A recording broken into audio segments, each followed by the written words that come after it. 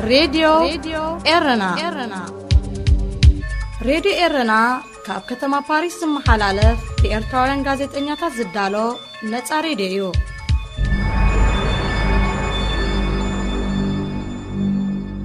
سلام كبرا سمعتي نايلومي سولوست حموشة الريك للتشان عسران حدن فنو راديو إرنا يفلم الله مدب سبورت تفلالي في تساميتات حقفو أب ساعته تداليلو قدمنا أب مسقارنا زينا كان غدمينا أرساتو نهو بقدامي منيستر أبي حمد ترقحو حلفتي كل التقراي بزعبا مئتاو سراويت إرتراب تقراي استقراج أو مجلسيتات يهبو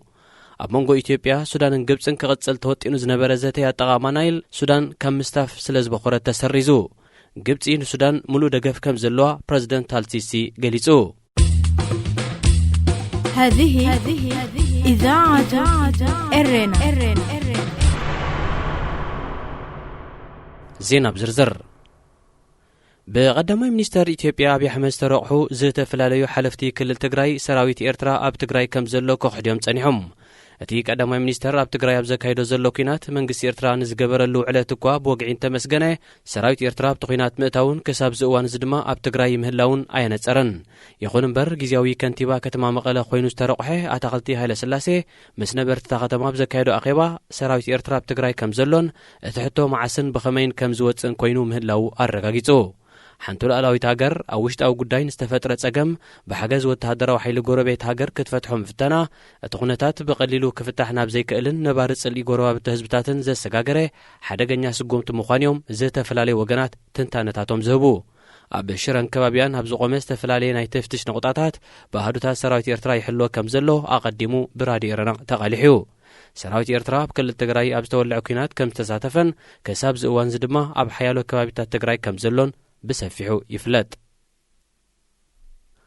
أب منغو إثيوبيا سودان انقبسن كغتسل توتينو زنبرزتي أطغاما نايل سودان كامستاف سلز بخورت تسريزو أبتين سلستان 4 طرية بعد سابا كايس توتنا زته وكلت قبسي إثيوبيان حبرة أفريقيا كانت ترقبو وكيل سودان جنا بزي زخونه قدم حبريتها أي ترغبن سودان كابزته بخورت المغنيات أي تنصرن سودان إثيوبيان أبزوان زي بسنكتي أبدوباتن زكايز زلو قچت أم تفنانين زركبا أزي كم زيلن كله جبتي نسودان أب كل مدات زلوا دقف كترقاقص كم تدلي بريزيدنت عبد الفتاح السيسي قليسو أت بريزيدنت بمخنيات مبلسان حموشان عامت ناس إن السودان نأبو منبر مسجاجر بايتو السودان جنرال عبد الفتاح البرهان بتليفون أبزر خبرلو أجات أميو نزي قليسو كلت يوم راحتي أبز جبر وزرب حزبتات جبس السودان بزلهم تاريخهم متأثر أبزتان كالمدياتن بحبارك سرحو كم زد اليوم أسميرملو جنرال عبد الفتاح البرهان بوغانو قبتي نسودان تقبرو زلا دقف بممسكان زمدندهم منقستاو طراي زيكونه محبراو سرت زلو مخانو تقيسو قبتن سودانن بزيكاتي مدايات تعنان حرشان أقدمو تسنحن متحقاز أبو تهدراو زتكورة سممعات أكايدن يركبا مرحة قبتن سودانن أبهلو كونتات دباو قيتش سودان إثيوبيان كوم دما كالق زباو قدات بمتكوارون كم زتميايتو مربات زينا قبتي حبيرن كابرا سمعتنا زينا تفتسم له كاتسيلو مدب سبورت كسعبيو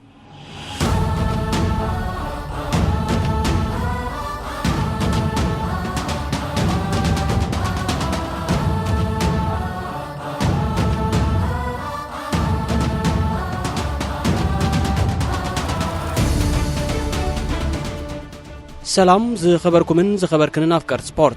إذا درو حموش معلتات العلنا لازلنا عمتي كل التشان عسران حدن عمتي سلام رهوة متحوقافن تسقابن تعنان كتكون سناي منيتنا نقلت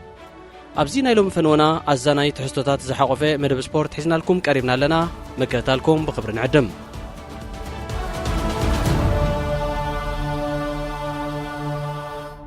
توماس ميولر نوانش عالم حويسكا مس كلبو باير مونيكن هاجراويت غانتو جيرمان كوينو 27 واناچو زلعله اب هاجر دما ببزحي صوات اب قداماي درجه سرع عوت تصواتايو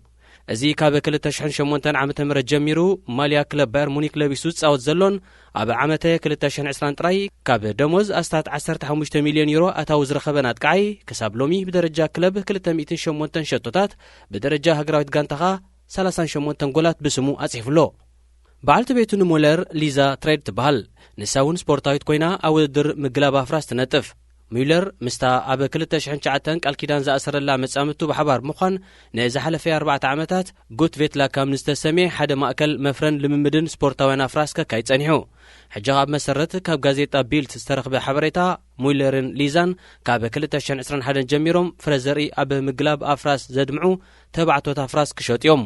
እዞም ሰብ ሓዳር ካብ ዝውንንዎም ብርክት ዝበሉ ፍራስ ፍረዘርኢ ናይ ዴቭ ፎሮፎዝስን ቦሞርን ዝተባህሉ 3 ተባዕቶት ኣፍራስ ንዕዳጋ ኣውሪዶም ኣለዉ ንኣብነት 2 ዙር ፍረዘርኢ ናይ ዴቭ ዝተባህለ ፈረስ ክዕድግ ዝደልየ ዓሚል 1600 ዩሮ ንምኽፋል የድልዮ ብድሕሪ ድማ ተዓዳጊ ነቲ ካብዞም ኣፍራስ ተወስደ ፍረዘርኢ ብሰብ ሰርሖ ኣገባብ ኣብ ማህፀን ካልእ ጓል ኣንስተይቲ ፈረስ ምእታው ምስ ፍረዘርኣ ከም ዝራኸብ ገይሩ ንስፖርት ዝኾኑ ኣፍራስ ንምፍራይ ይበቅዕ በኩዕሶ እግርን ብውድድር ኣፍራስን ዝረኽብዎ ብሚልዮናት ዝግመት ጸጋ ዘለዎም ሚለርን ሊዛን ብመንገዲ ዝሕጂ ጀሚሮሞ ዘለዉ ካልእ ዓውዲ እቶት ማለት ንግዲ ፍረዘርኢ ተባዕቶት ኣፍራስ ተወሳኺ ብሚልዮናት ዝቝጸር ኣታዊ ክረኽቡ ምዃኖም ጋዜጣ ቢልት ወሲኻ ገሊጻ ኣብ ሃገራት ምዕራብ ሓድሽ ዓመት ከኣትን ከሎ ብዘይካቲ ብደረጃ ሃገር ዝትኮስ ርችታት ውልቀ ሰባት እውን በብወገኖም ርችታት ምትኳስን ካልእ ጽምብላት ምክያድን ንሓድሽ ዓመት ይቕበልዎ እዮም እዚ ርችታት ብኣገባብን ኣንፈቱ ብምሕላውን ብጥንቃቐ እንተ ዘይተተኪሱ ሓደጋ ከውርድ ናይ ግድን እዩ ብሰንኪ ሰንኩፍ ኣጠቓቕማ ኣብ ንብረት ነብሶምን ነብሲ እንዳማቶምን ሓደጋ ዘብፅሕ ወገናት ድማ ውሕዳት ኣይኮኑን ሓደ ካብዚኣቶም ኣብዚ እዋን እዚ ምስ ቱርካዊት ክለብ ጋላታሳራይ ይጻወት ዘሎ ኖርዌጃዊ ዑመር ኤል ዓብደላዊ እዩ እዚ ወዲ 29 ዓመት ተጻዋታይ ብሓሙስ ለይቲ ኣብ ከተማ ኢስታንቡል ኣብ ዝርከብ መንበር ቤቱ ንምእታው ሓድሽ ዓመት ንጽምባል ርችት ክትኩስ ኣብ ዝፈተነሉ እቲ ርችት ገና ኣብ ኢዱ ከሎ ስለ ዝተተኮሰ ኣካላዊ ጉድኣት ወሪድዎ በቲ ዝወረደ ሓደጋ ኣብ ፈለማ ብርሃን ዓይኑ ሲኢኑ ከይከውን ተፈሪዩ ነይሩ ንምርኣይ ተጸጊሙ ዝነበረ ኤል ዓብደላዊ ሓፈሻዊ ኩነታቱ ይመሓሽ እኳ እንተሎ የማነይቲ ዓይኑ ግን ብኸቢድ ተሃስያ ምህላዋ ቬዳት ካያ ዝተባህለ ነተጻዋታይ ብቐረባ ዝከታተል ዘሎ ሓኪም ገሊጹ ሓኪም ክለብ ጋላታሳራይ የነር ኢንስ ቦገኑ እዚ ብዘይካ ናይ ዓይኒ ጉድኣት ናይ ገጽን ኣእዳውን ካልኣይ ደረጃ ቃጸሎውን ዝወረዶ ተኸላኸላይ ናይ ፕላስቲክ መጥባሕቲ ክግበረሉ ምዃኑ ኣፍሊጡሎ ንሱ ብተወሳኺ ኣብዚ እዋን ኮንካ እተጻዋታይ ሓዊው መዓስ ናብ ጾታ ክምለስ ከም ዝኽእል ንምግማቱ ከም ዘጸግም ሓቢሩ ኣብ ውሽጢ ሒደት ኣዋርሕ ንኻልኣይ ግዜ ኣርእስቲ ዝሰርሕ ዘሎ ተጻዋታይ ማንቸስተር ሲቲ ዝነበረ ኤል ዓብደላዊ ኣብ ዝሓለፈ ወርሒ ሕዳር ብሕማም ኮሮና ቫይረስ ከም ተለኽፈ ድሕሪ ምርግጋጹ ብምልኦም ደጋንቱ ክሸቡ ብምግዳዶም ሃገራውያን ጋንታታት ኖርዌይን ሮሜንያን ከካይዶ ሓሲበን ዝነበራ ግጥም ከም ተሰረዘን ሮሜንያ ድማ ማሕበር ኩዕሶ እግሪ ኤውሮጳ ማለት ዩኤፋ ብፎርፌ 3-0 ክትስዕር ከም እተገብረን ዝዝከር እዩ ክሮኤሽያዊ ኢቫን ራኪቲች ምስ ኤውሮጳውያን ክለባት ባዘል ሻልኬ ሲቪያን ባርሴሎናን ዝተጻወተ ኣካፋል እዩ እዚ ምስ ሃገራዊት ጋንቱ ኣብ ዋንጫ ዓለም 2018 ካልኣይ ደረጃ ዝሓዘ ተጻዋታይ ብፍላይ ካብ 2014 ክሳብ 2020 ምስ ባርሴሎና ኣብ ዝተጻወተሉ ኣብ ዝተፈላለዩ ውድድራት 13 ዋንጫ ክጭበጥ ክኢሉ እዩ ራኪቲች ኣብ 2011 ፈለማ ካብ ጀርመናዊት ክለብ ሻልኬ ናብ ክለብ ሲቪያ ብምስጋር ናብ ስፓኛ ምስ መጸ ኣብ ሓደ ሆቴል ብቐጻሊ እናተመላለሰ ቡን ይሰቲ ነይሩ ይኹን እምበር እዚ ዕድሚኡ 32 ዓመት መሊኡ ዘሎ ኣካፋሊ ኣብ ዝሓለፈ መዓልታት ንተሞክሮታት ህይወቱ ኣመልኪቱ ኣብ መርበብ ሓበሬታ ዘ ፕሌየርስ ትሪቢዩን ኣብ ዘስፈሮ ጽሑፍ ከም ዝዘንተዎ እንተደኣ ኮይኑ ናብዚ ሆቴል ዘመላልሶ ዝነበረ ጉዳይ ብቐንዱ ወልፊ ቡን ዘይኮነስ ብፍቕሪ ሓንቲ ኣብቲ ሆቴል ሻህ ቡን ተዳሉ ጎርዞ ስለ ተረትዐ እዩ እዛ ንራኪቲች ብ2 ዓመታት እትንእሶ ጎርዞ ራኩኤል ማውሪ ይስማ ራኪቲች ነዛ ብፍቕሪ ሃንን ዘበለቶ ጎርዞ ቆጺሩ ኣብ ደገ ሻህን ኸስትያ ቀሊል ጻዕሪ ኣይሓተቶን ንሓደ ኣዚኻ ትብህጎ ነገር ክቡር ዋጋ ክትከፍለሉ ግድን ስለ ዝኾነ ብመሰረት ዝሃቦ ቃል ካብ ራኩኤል ሕራይ ዝብል መልሲ ንኽረክብ ካብ 20 ክሳብ 30 ግዜ ናይ ሻሂ ዕድመ ኣቕሪቡ ራኪቲች ንዝሓለፉ ፍቕራዊ መስገደል ብኸመይ ክገልጾ ከም ዝኽእል ኣይፈልጥን እየ ሓደ እዋን ንገለ ሰብ ትረኽቦሞ ፍሉይ ነገር ይስማዓካ ንራኩኤል ክሪአን ከለኹ ልክዕ ከምዚ ቡምባ ውሽጠይ ዝተፈንጀረ ኮይኑ ተሰሚዑኒ ካብ ግዜ ናብ ግዜ በብቕሩብ ገለ ቃላት ቋንቋ እስጳኛ እናተምሃርኩ ይኸይድ ነይረ ክብሎ ዝደለኹ እንድሕር ዳ ጸጊሙኒ ድማ በእዳወይ ምልክት እናገበርኩ ከረዳእ ይፍትን ነይረ እዚታት ድማ ንዓኣ ኣመና ይስሓቓ ነይሩ ኣዝዩ ብዙሕ ቡን የሰትየ ብሓቂ ዕሽነት እዩ ምሳይ ሻህ ንኽትሰቲ ምናልባት ካብ 20 ክሳብ 30 ግዜ ዝኸውን ሓቲተያ ይኸውን ኣይፋሊላትና ይትፈልጥን እያ ሕራይ እውን ትብለኒ ነበረትን ሓደ መዓልቲ ግን ንምንታይ ምሳይ ክትወፅእ ከም ዘይትደሊ ኣብሪሃትለይ ንስኻ ተጻዋታይ ኩዕሶ እግሪ ኢኻ ስለ ዝኾነ ድማ ንዓመታት እውን እንተኾነ ተሸጥካ ጋንታ ቀይርካ ገዲፍካኒ ናብ ካልእ ዓዲ ክትከይድ ትኽእል ኢኻ ስለዚ ኣይፋል ምሳኻ ሻይ ኣይሰትን እየ ኢላትኒ ናብ ልምምድ ክኸይድን ክጻወትን ከለኹ ድማ ኣበርቲዕ ብምስራሕ ቦታይ ከውሕስሞ ኣብ እስጳኛ ናይ ምጽናሕን ካብ ራክዌል እወታዊ መልሲ ናይ ምርካብ ዕድለይ ንምስፋሕን ቆሪጸ ተላዒለ ሕራይ ንኽትብለኒ ድማ ኣስታ 7 ዋርሕ ዝኸውን ግዜ ወሲዱለይ ብምባል በዝርዝር ኣዕሊሉ ብድሕሪ እዚ ኣብ ፍቕራዊ ህይወት ንኣስታት 2 ዓመታት ዝዘሩ ራኬቲችን ራክዌልን ኣብ 2013 ቃል ኪዳን ብምእሳር ኣልታይን ኣዳራን ዝበሃሉ 2 ቆልዑ ወሊዶም ኣብ ተመሳሳሊ ዓመት ብድሕሪ ማራዶና ናይ መጀመርያ ወጻእተኛ ሓለቓ ጋንታ ሲቪያ ኮይኑ ዝተመዘዘ ራኬቲች ንዓይ ኣዝዩ ዓብ ኽብሪዩ ብፍላይ ድማ ኣብ ባሓጓኣ ንመርዓተይ ኣብ ልዕሊ ክለብ ሲቪያ ማዕርኽ ክንደይ ፍቕሪ ኣለዎን እታ ጋንታ ድማ ንዕኡ ገዚፍ ትርጉም ከም ዘለዋን ስለ ዝፈልጥ ይብል ራኬቲች ኣብ 2014 ናብ ክለብ ባርሴሎና ብምራሕ ምስኣን 6 ዓመታት ተጻዊቱ እኳ እንተኾነ ኣብዚ ዓመተ ስፖርት እዚ ግን ናብ ናይ ቀደም ጋንቱ ሲቪያ ተመሊሱ ኣብ ምንጣፍ ይርከብ ደያኑን መስመር ደያኑን ዝፍጽሞ ጌጋታት ብዝተኻለ መጠን ንምቕናስ ተባሂሉ ኣብዚ እዋን እዚ ኣብ ዝተፈላለየ ሊጋት ሃገራት ኤውሮጳ ቪድዮ ኣሲስታንት ሪፈሪ ማለት ቫር ተኣታትዩ ኣብ ተግባር ውዒሉ ይርከብ ቫር ይስራሓሉ ይሃሉ ዳ እምበር ፍጹም ስለ ዘይኮነ ደያኑን ተሓጋገዝቶምን ነዚ ፍጽሞ ጌጋ ከጉድሎ እኳ እንተኻእለ ሙሉእ ብምሉእ ግን ኣይወገዶን ኣብ ዝሓለፈ ሰሙን እዩ ኣብ ውድድር ሱፐር ሊጋ ቱርኪ ክለባት ቢሻክታሽን ሲቫስፖርን እናገጠማን ከለዋ ኣብ መበል 18 ደቓይቕ ቢሻክታሽ መንገዲ ጉቨን ያልሲን ሓንቲ ጎል ኣውፂራ እዛ ጎል ግን ቅድሚ ኣብ ሰኪዐት ምዕራፋ ናብ ኣንፈት ልዳት ክለብ ሲቫስፖር እናምርሐትን ከላ ካብ መስመር ወፂያ ስለ ዝነበረት ከም ግቡእ ንጋንታ ሲቫስፖርያ ናይ ኢዳርባ ክትወሃብ ነይርዋ ይኹን እምበር ዳኛ ይኹን ተሓጋገዝቱ ክርእይዋ ብዘይምኽኣሎም እታ ጎል ከም ሕጋዊት ጸዲቓ ተጻወቲ ሲቫስፖር ነቲ ውሳኔ ካብ ምቕባል ሓሊፎም ካልእ ክገብርዎ ዝኽእሉ ኣማራጺ ስለ ዘይነበሮም ጸወቶም ቀጺሎም ናይ ዕረፍቲ ፊስካ ተፋጽያ ተጻወቲ ናብ መቐየር ክዳን ኣብ ዘምርሕሉ ዝነበረ እዋን ግን ሓለቓ ጋንታ ሲቫስፖር ሃካን ኣርስላን መተካእታ ተሓጋጋዚ ጋንታ ወይ ከዓ ቫር ብምዃን እታ ዝተመዝገበት ጎል ቅድሚ ኣብ ሰኪዐት ምዕላባ ካብ መስመር ወፂያ ከም ዝነበረት ዘርኢ ኣብ ተንቀሳቓሲ ቴሌፎን ዝተዓቀበ ቪድዮ ኣብ ገጽ እቲ ዳኛ ብምውታፍ እናነደረን እናጨደረን ነቲ ዳኛ ከሪዮ ፈቲኑ ዳኛ ንተግባር ኣርስላን ብጫካርድ ብምውጻእ ግብረ መልሲ ክህበሉን ከሎ ቁጥዑ መሊሱ ዝገንፈለ ኣርስላን ድማ ነታ ተንቀሳቓሲ ቴሌፎን ብምድርባይ ኣብ ቅድሚኡ ንዝነበረ ሳንዱቕ ብምቕላዕ ሕርቃኑ ገሊጹ ኣርስላን ነዚ ዳሕረዋይ ተግባር እውን ካልኣይ ብጫካር ስለ ዝተመዘዘሉ ብእዋኑ ብቐይሕ ካርድ ናብ ክፍሊ መሕጸቢ ሰብነት ተሰኒዩ ብሽክታሽ ድሕሪ ዕረፍቲ 2 ጎላ ስለ ዝወሰኸት እቲ ግጥም 3-0 ተፈጺሙ ዓመተ ስፖርት 2018-19 ንናይ ክንፍያት ቃይ ኔዘርላንዳዊ ክለብ ኣያክስ ዴቪድ ኔረስ ካምፖስ ዝበለጸትያ ነይራ ንሱ ኣብዚ ዓመተ ውድድር ኣብ 50 ጸወታታት ክስለፍ እንከሎ 12 ጎላት ከቁጽር ኪኢሉ እዚ ኣብቲ እዋን ቀዋሚ ተሰላፋይ ናይታ ጋንታ ዝነበረ ብራዚላዊ ተጻዋታይ ኣብ ኣጋ ምዛም ናይቲ ዓመተ ስፖርት ቦትኡ ሲኢኑ ተቐያሪ ተጻዋታይ ክኸውን ተቐሲቡ ነይሩ እዩ ከም ውጽኢት ናይዚ ድማ ኔረስ ምስ ኔዘርላንዳዊ ዓላሚው ኤሪክ ቴንሃግ ዝነበሮ ርክብ ንምንታይ ከም ሻሕከረን ንምንታይ መማሞቒ መንበር ተቐየርቲ ክኸውን ከም እተገደደን ከብርህ ብጋዜጠኛታት ሕቶ ቀሪቡሉ ነይሩ ንሱ ኸዓ ቴንሃግ ንጸጉሪ ርእሰይ ኣመልኪቱ ቅሬቱ እስሚዕኒ ኣነ ድማ ኣነ ኣመት ጸጉሪ ርእሰይ ክገብረ ንስኻኻ ኣመት ጸጉሪ ርእስኻ ግበር ኢለዮ ቀጺሉ ኣብ ዝነበረ 2 ግጥማት ድማ ኣብ መንበር ተቐየርቲ ኮፍ ኣቢሉኒ ዝብል ምላሽ ሂቡ እዚ ሙንታይ ዘቃሕር ዘረባ ኮይኑ ዶ ትብሉ ኣለኹም እወ ሓቅኹም ብዙሕ ዘኽፋ ኣይኮነን የግዳስ ኤሪክ ቴንሃግ ኣብ ርእሱ ንፈውሲ መሕላው እንትኸውን ጠር ትብል ጸጉሪ የብሉን ስለዚ ድማ ቴንሃግ ኣመት ጸጉሪ ርእስኻ ግበር ንዝብል ኣሽሙራዊ ዘረባ ኔረስ ኣዕጋቢ ናይ ጸወታ ግዜ ብምንፋግ ግብረ መልሲ ክህበሉ ዝተደረኸ ዜጋታት ዓባይ ብሪጣንያ ኣብዚ እዋን እዚ ብምኽንያት ኣስጋኢ ለበዳ ሕማም ኮቪድ-19 ኣብ መንበሪ ቤቶም ተወሽቦም ይርከቡ ንሶም ጥራይ ዘይኮኑውን ደራ ውህኦምን ጨቓዊቶምን እውን ብሰሪ ለብዒ ጉንፋዕ ኣዕዋፍ ማለት በድፍሉ ካብ 14 ታሕሳስ ጀሚረን ካብ መዕቆቢአን ንኸይወጻ ተገይርሎ መንግስቲ ናይቲ ሃገር ኣብ ዘውፅኦ መግለጺ ዝኾነ ይኹን ሰብ ዝውንነን ደርሁ ሒደት ይኹና ብዙሓት ብዘይገድስ ኣብ ውሻጠ ብምዕቋብ ምንቅስቓሳትን ክድርትን ምስ ግዳማውያን ኣዕዋፍ ዝኾነ ይኹን ምትንኻፍን ርክባትን ከይገብራ ድማ ኣድላይ ዘበለ ስጉምቲ ክወስድን ሕጋዊ ግዴታ ኣለዎ ብምባል ኣተሓሳሲብሎ መዓልታዊ ካብ መዕቆቢአን ወፅን ኣብ ቅርዓተን ንጹህ ኣየር ብርሃንን ፀሓይን እናወሰዳ ምንባር ዝለመዳ ደርሁ ብሃንደበት ምስ ትምቓር ጽሩይ ንፋስ ኣዱንያ ተሓሪሞን ኣብ መዕቆቢ ክሕየራን ከለዋ ከሰልችወን ስለ ዝኽእል ንምዝናየንን ንምዝንግዕንን ፊል ክራውለይ ዝተባህለ ኣብ ሌስተርሻየር ዝነብርን ሳንራይዝ ናይ ዝተባህለ ትካል መፍረ ደርሁ ወናኒ ዝኾነን ዜጋ ሓደ ኣገባቢው ከተኣታቱ መሪጹ ንሱ ድማ ነተን ደርሁ ኣብ እጽወታ ኩዕሶ ምጽማደን እዩ ክራውለይ ጸሊም ክባዊ ነጠብጣብ ዘለዋ ቀያሕ ኩዕሶ ነተን ደርሁ ኣብ ዝቐረበሉ እተን ደርሁ ብዘይጸገም ነታ ኩዕሶ ክኽብኩብኣ ተራእየን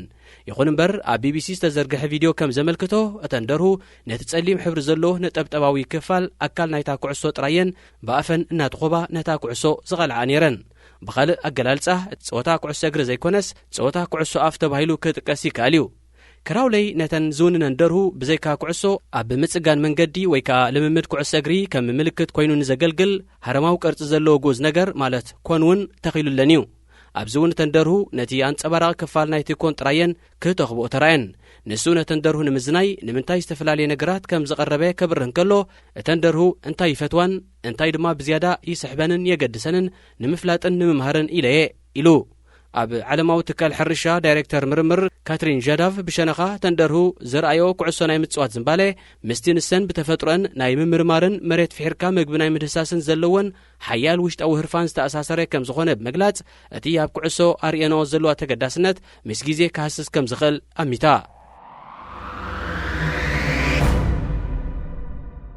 ማህደር ስፖርት ዓለም ተበርቢሩ ዘይውዳእ ዘገርም ፍጻሜታት ዝሓቆፈ ቆፎ ምዃኑ ዝተፈልጠ እዩ። ንሎሚ ንሓደ ኣብ እስጳኛ ቅድሚ 39 ዓመታት ዘጋጠመ ዘገርም ክስተት ሒዝናልኩም ቀሪብና ኣለና።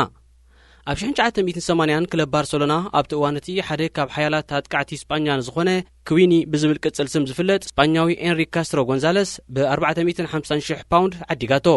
ክዊኒ ን5 ግዜ ኮኸባ ምዝጋብ ሸቶ እስጳኛ ኮይኑ ክሽለም ዝኽኣለ ጥራይ ዘይኮነ ኣብቲ ጋንቱ ስፖርቲንግ ጊዮን መወዳእታ ደረጃ ሒዛ ንድሕሪት ዝወረደትሉ ዓመተ ስፖርት 1975-76 እንተኾነውን ከይተረፈ 21 ኩዕሳሱ ኣብ ሰኪዕት ከሰራስር ዝበቕዐ ብሉጽ ተጻወታይ ነይሩ። ባሕቲ መጋቢ 1981 ኣብ ኩዕሶ እግሪ እስጳኛ ዘይርሳዕ ጸሊም ታሪኽ ሰኒዳ ዝሓለፈት ዕለት እያ። ኣብዚ ዕለት ባርሰሎና ንክለብ ሄርኩለስ 6-0 ብዝኾነ ዘሕፍር ውፅኢት ተዛንያትለያ። ብድሕሪ ጸወታ ንኽልተ ካብዘን 6 ጎላት ዘእተወ ክዊኒ ገይሻ ንዝቐነየት በዓልቲ ቤቱ ንምቕባል ናብ ማዕርፎ ነፈርቲ ቅድሚ መቕንዑ ክዳውንቱ ንኽቕይር ናብ ቤቱ ኣምርሐ። እንተኾነ ግን ኣብ መንበሪ ገዙ ኣድብዮም ጸንሑ ክልተ ዕጡቓት ጨውዮም ወሰድዎ። ገጽ ክዊኒ ክትርእታ ሃንጥያ ዝነበረት በዓልቲ ቤቱ ኣብ ማዕርፎ ነፈርቲ ምስ በጽሐት ከም ትጽቢታ ንበዓል ቤታ ክትረኽቦ ብዘይምኽኣላ ኩሉ ነገር ድንግርግር በላ። ኣብ ገዛ ከይዳ እውን መብራህቲ ናይ ገዛ በርሂው ክነሱ በዓል ቤታ ሽታማይ ስለ ዝኾና ሻቕሎታ ሰማይ ዓረገ። ተቐላጢፋ ድማ ኩነታት ሰብኣያ ንፖሊስን ክለቡን ሓበረት። እዛ ብምሒር ፍርሕን ራዕድን ኣዒንታ ሰላም ከየበለት ለይቲ ሓራሳት ኮይኑ ወጋሕታ ኸኣ ኣዝያ ርሒቓታ ዝሓደረት ወይዘሮ ንጽባሒቱ ካብቶም ንክዊኒ ዝጨወዩ ኣባላት ባታሎን ካታላን ኤስፓኞል ጻውዒት ቴሌፎን ተቐበለት። ኣብ ዝርቦም ድማ እታ ን6 ዓመታት ሻምፒዮን ክትከውን ዘይከኣለት ክለብ ባርሰሎና ሻምፒዮን እስጳኛ ክትከውን ድልየት ስለ ዘይብሎም ንበዓል ቤታ ኣብ ትሕቲ ቁፅር ከእትውዎ ከም ዝመረጹ ሓበርዋ። ኣብቲ ግዜቲ ባርሰሎና ካብታ ትመርሕ ዝነበረት ኣትሌቲኮ ማድሪድ ብ2 ነጥቢ ጥራያ ድሒራ ነይራ። ክልቲአን ጋንታታት ድሕሪ ሓደ ሰሙን ማለት 8 መጋቢት ክራኸባ መደብ ተታሒዙለን ስለ ዝነበረ ኣብ ጽቡቕ ቁመና ዝነበረት ባርሳ ተዓዊታ ናይ ሻምፒዮን መንገዲ ከተጣጥሕ ርሒብ ዕድል ነይርዋ። ዕላማ ናይቲ ጭውያ ንክዊኒ ኣብ ዝወሳኒ ጸወታ ካብ ምስታፍ ኣጎናዲብካ ኣብ ልዕሊ ደቂ ጋንትኡ ስነ ኣእምራዊ ነውፂ ምፍጣርን ብኡ ጌርካ ኸ ንባርሳ ብምድኻም ካብ ጉዕዞ ሻምፒዮንነት ምግታእኒ ነይሩ። ኣብቲ እዋን እስጳኛ ኣብ ሕማቕ ፖለቲካዊ ወጥሪ ምስ ምንባራን ፖሊስ ድማ ንክዊኒ ዝጨወይናዮ ሰባት ንሕና ኢና ኢሎም ናይ ሓሶት ሓበሬታ ብዝህቡ ደወልቲ ብምንዋጹን ንክዊኒ ንምርካብ ዝተገብረ ዝተፈላለየ ጻዕርታት ብኣጉ ፍረ ክህብ ኣይከኣለን። መጻውቱን ሓለፍቲ ጋንቱን ንክዊኒ ንዑ ኣብ ምድላይ ስለ ዝተዋፈሩን ብኹነታቱ ድማ ኣመና ስለ ዝተሻቑሉን ነቲ ዝጽበዮም ዝነበረ ዓብ ግጥም ዝበቅዕ ምድላዋት ኣየካየዱን። ከም ውፅኢት ናይዚ ኸኣ ብኣትሌቲኮ ማድሪድ 1-0 ተሳዒሮም ካብ ሜዳ ወፁ። በዚ ሰለሎ ዝኣትዋ ባርሳ ሽግራ ብኣትሌቲኮ ማድሪድ ብዝወረዳ ስዕረት ከየብቅዐ ቀጺላ ካብ ዘሰላሰለቶ 5 ግጥማት 1 ነጥቢ ጥራይ ረኺባ። ድሕሪ 3 ሰሙን መጭወይቲ ናይ ክዊኒ እቶም ዕላምኦም ዘስመሩ ጨወይቲ ካልእ ተወሳኺ ጠለብ ኣቕረቡ። ሓደ ካብኦም ጆሴ ራሞን ኣሌክሳንኮ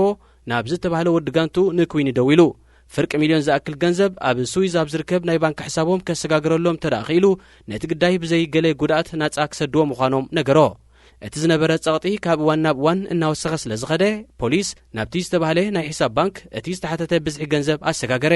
ነዊሕ ከይጸንሐ ሓደ ውልቀ ሰብ ካብዚ ዝተሰጋገረ ገንዘብ 5,000 ወጻእ ገበረ።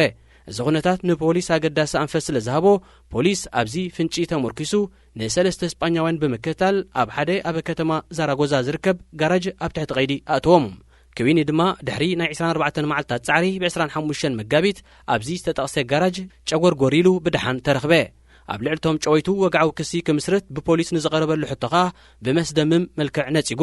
ድሕሪ ሓደ ሰሙን ናብ ሜዳ ዝተመልሰ ኩዊኒ ኣብ ነብሲ ወከፍ ዝተጻወተሉ ሜዳ ህዝቢ ካብ ኮፍ መበሊኡ ተሲሑ ዓብ ኽብሪ ይህቦ ነበረ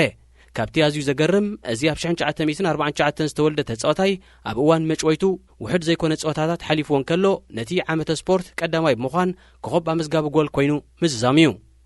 ኣብ 1978 ከምኡውን ኣብ 1982 ኣብ ዋንጫ ዓለም ንሃገሩ ወኪሉ ዝተጻወተ ኩዊኒ ኣብ 1984 ናብታ ዘዕቤቶ ክለብ ስፖርቲንግ ጊዮን ተመሊሱ ን3 ዓመታት ምጽዋት ጨሙ ሰቒሉ ኣብ ታሪኹ ብደረጃ ክለብ ኣብ 686 ግጥማት 369 ጎላት ንስጳኛ ኣብ 35 ጸወታታት 8 ሸቶታት ዘበርከተላ ኤንሪ ካስትሮ